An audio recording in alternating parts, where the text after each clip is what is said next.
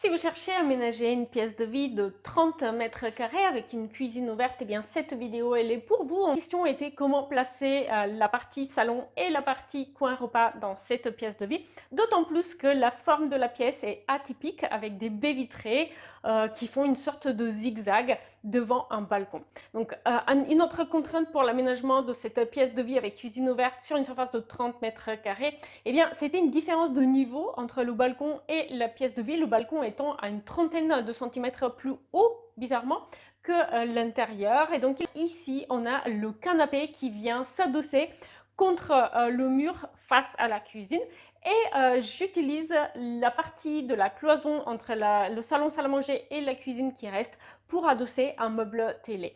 L'avantage, c'est que ça permet d'aménager la pièce de vie tout en casant le canapé sans trop forcer la circulation dans la pièce de vie.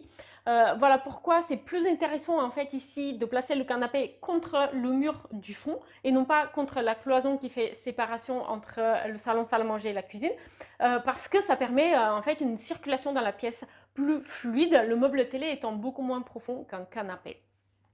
Et du coup, pour le coin repas, je vous propose l'aménagement d'un coin repas avec une table ronde, avec un plateau en verre, ce qui permet de créer un coin repas très léger qui n'alourdit pas l'aménagement de la pièce.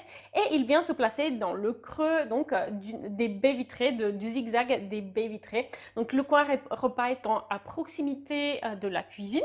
Et le salon, il est assez confortable. C'est aussi l'occasion de créer des murs de rangement. D'un côté du canapé dédié à l'utilisation comme meuble de rangement vaisselier en fait.